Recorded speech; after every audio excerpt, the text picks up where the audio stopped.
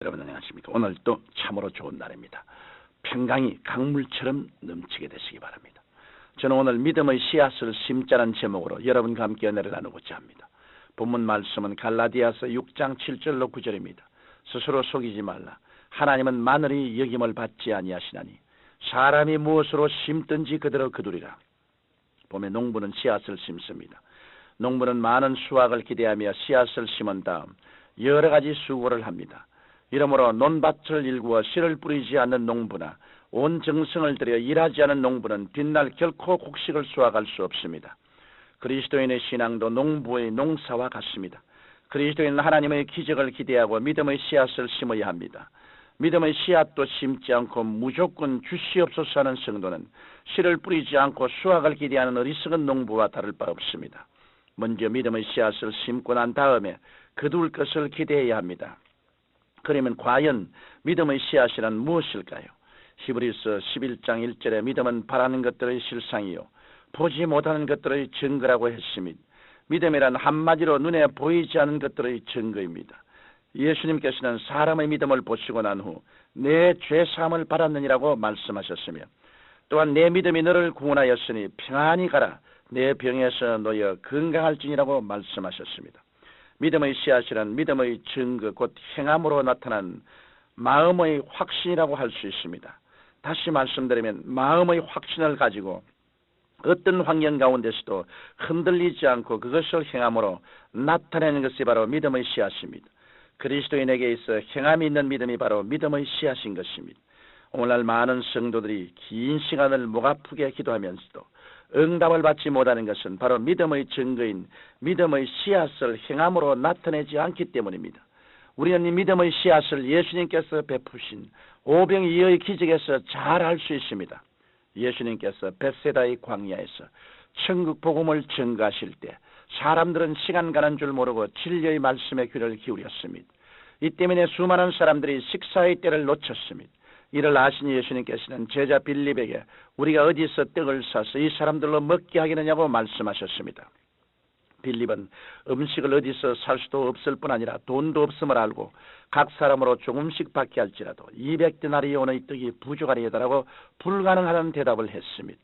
그러나 그곳에 있던 같은 제자인 안드레는 한 소년의 도시락을 가지고 예수님 앞으로 나왔습니다. 도시락을 안드레에게 준 소년은 모르긴 해도 어려운 결정을 내렸을 것입니다. 점심때가 지난 후에 도시락은 누구에게나 매우 기묘한 음식이 아닐 수 없습니다. 더군다나 소년에게 있어서 그 도시락은 타인에게 결코 주고 싶지 않으면 그가 먹을 음식이 들어있었기 때문입니다. 그러나 소년은 안드레에게 이 도시락을 맡겼고 안드레는 그것을 예수님께 드렸습니다. 이것이 바로 믿음의 씨앗입니다. 인간의 눈으로 보기에는 불가능한 상황에서 믿음으로 나타낸 증거가 바로 물고기 2마리와 떡 5덩어리였습니다. 예수님께서는 이 믿음의 씨앗을 들고 축사하신 후 사람들에게 나누어 주게 하셨습니다. 그러자 기적이 일어났습니다. 제자들이 떼어도 그 오병이어는 결코 없어지지 않았습니다. 결국 5,000명이 넘는 수가 배불리 먹고도 12광주리가 남는 기적이 그곳에 넘쳐났던 것입니다. 오늘날 또 하나님께서는 이처럼 믿음의 씨앗을 심는 성도를 축복하십니다. 우리가 믿음의 씨앗을 심는다는 것은 인간의 의지를 버리고 전적으로 하나님을 의지하는 행위를 나타내는 것입니다. 그러면 이러한 믿음의 씨앗에는 어떤 것들이 있을까요? 우리가 믿음의 씨앗으로 심을 수 있는 것은 비단 물질만이 아닙니다. 믿음의 씨앗은 물질도 될 수 있고 또 시간도 될 수 있으며 노동도 될 수 있고 선행도 될 수 있습니다. 사도행전 9장에 나오는 도르가라는 여인은 과부들에게 의복을 지어 나누어 주었습니다. 그녀는 선행과 구제의 행위를 심었습니다. 그런데 이것이 믿음의 씨앗이 되어 그녀가 죽었을 때 베드로의 방문으로 다시 살아나는 기적을 체험했습니다. 이방인으로서는 최초의 성령을 받은 고넬료도 구제를 통해 믿음의 씨앗을 심은 사람입니다. 이 때문에 천사가 환상 중에 나타나 고넬료에게 내 기도와 구제가 하나님 앞에 상달하여 기억한 바 되었으니 네가 지금 사람들을 요빠에 보내어 베드로를 하는 시몬을 청하라고 하는 놀라운 응답을 받게 되었던 것입니다. 미국에서 이름난 더글라스 구두회사를 설립한 윌리엄 더글라스는 학력이 없어 여기저기 직장을 찾아다니는 중 그의 수중에는 단 $1만 남게 되었습니다. 그때 그는 주일 예배 참석하여 50센트를 헌금함에 넣었습니다. 그리고는 하나님 이제 50센트만 남겨두고 하나님께 바쳤습니다. 앞으로 제가 어디에서 일하든지 온전한 믿음을 가지고 하나님께 영광을 돌리며 살게 하옵소서라고 기도했습니다. 그 후 그는 남은 마지막 50센트를 다 쓰던 날 어느 마을에 들어갔다가 그곳 구두 공장에 취직을 했습니다. 그는 성실하게 일하면서 하나님께 온전히 헌신하며 생활을 한 결과 오늘날 세계적으로 성공한 유명한 기업가가 되었습니다. 여러분, 이것이 바로 믿음의 씨앗입니다. 물질과 시간과 노동과 선행을 믿음의 씨앗으로 하나님께 드리십시오. 몸과 마음과 정성을 믿음의 증거로 하나님께 드리십시오.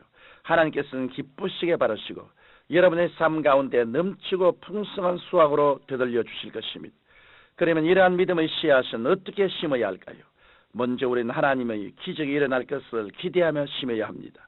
씨앗을 뿌린 농부는 풍요한 수확을 기대하듯이 우리가 믿음의 씨앗을 드린 후 하나님의 역사를 기대할 때 하나님께서는 풍성한 수확을 안겨주는 것입니다.